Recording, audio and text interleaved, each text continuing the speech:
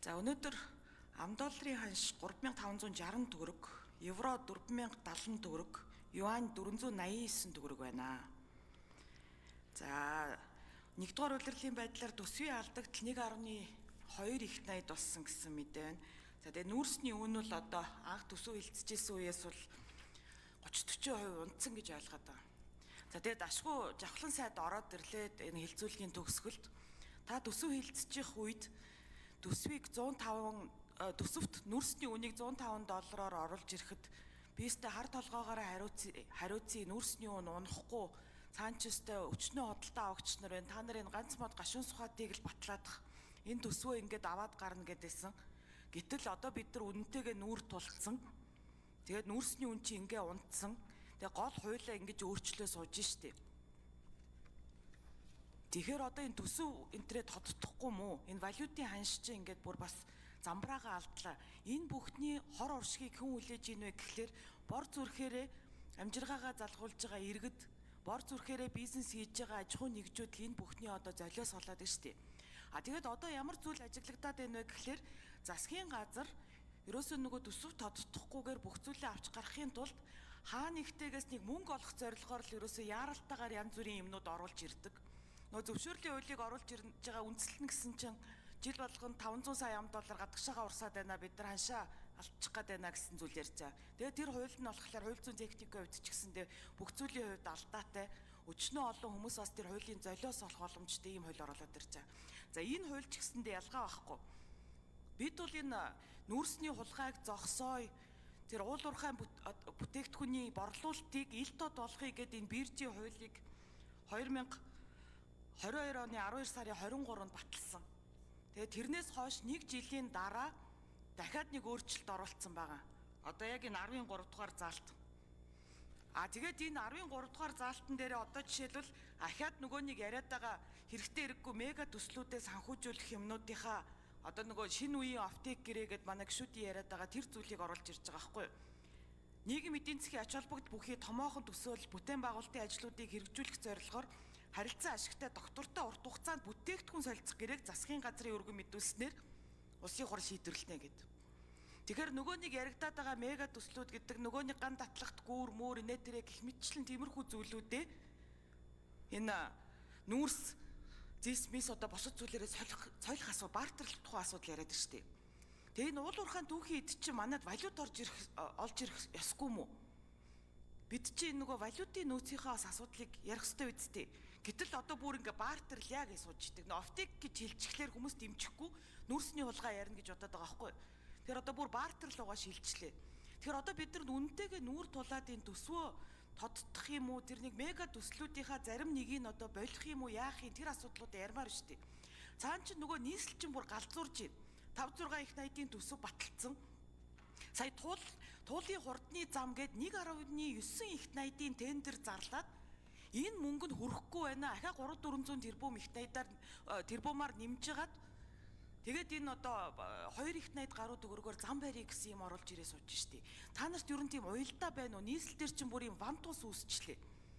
Тэгэхээр одоо үнэнтэйгээ нүүр тулаад хизээ төсвөө тодтох юм. Энэ янз бүрийн одоо нөгөө нэг мега гэгдээд байгаа зүйлүүд дээрээ тодорхой хязгаарлалтууд хийхгүй мүү? Одоо биднэрт бол бас нөхцөл байдал шал өөр болчлоо шүү дээ. Энийг бас нэг мөчлөгч шал өөр тийшээ явчлаа шүү дээ. Ийм асуулт байна. Тэгээд тодруулъя. За сангийн сайд болтын чухлын хариулт өгье. За жаргалын шинэ асуултанд хариулъя. За хэдүүлээ тодтол хийгээд одоо ашиг нэмэгдээд нүүрсний үн нэмэгдээд биржийн арилжаа нэмэгдчихдэг бол өдөр болгон тодтол хийцгээе. Бүр цаг болгон ч тодтол хийцгээе. Харамсалтай тийм боломж байхгүй байна. Дээрээс нь тодтол чинь өөрөө ингээд хэдүүлээ нэг өдөр бол өглөө босч ирээд иддэг зүйл биш. Төсвийнхаа ерөнхий хуулийн дээрээ бид нөхцөл заасан байдаг. Энэ үрээндээ л явна. Тодтолтой тодтолгүй энэ жилийн хуулийг алдаглагүй байна гэд бид хуульчилсан жаргалан гişүнэ. Та өөрөө оролцож байгаа.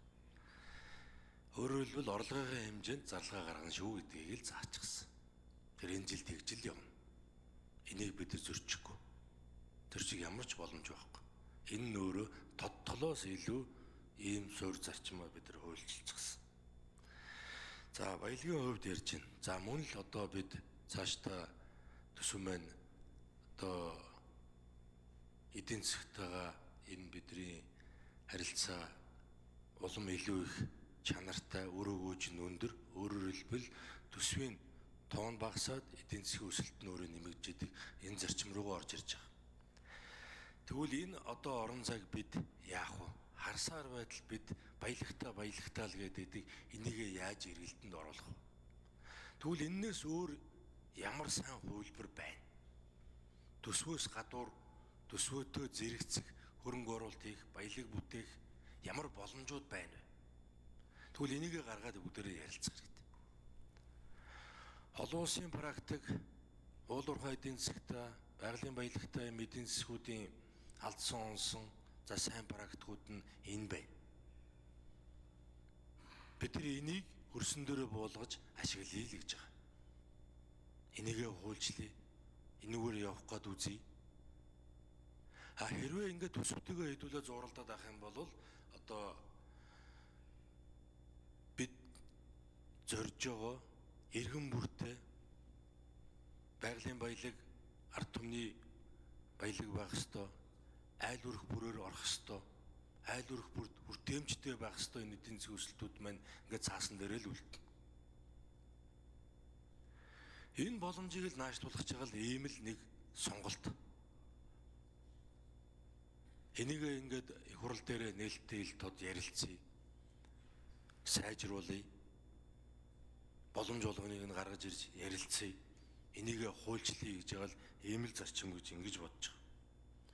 За нийслэлийн хувьд бол энэ За сангийн сайд нэмэлт минут өгье. Гүйцээж хариулъя. нийслэлийн хувьд бол бид төсвийн энд баталтай шүү дээ. Монгол улсын нэгдсэн төсв дотор энэ нийслэлийн төсөв, орон нутгийн төсөв бүгд орцсон л явж байгаа. Бүгдээрээ ингэж хард сууж агаад баа бээгүй, цэг таслалгүй баталсан. Энийхээ үрээнд л явж байгаа. За тэрнээсээ хэрвээ гадуур явж байгаа асуудал байвал харин энд хариуцлагын асуудал яригдана.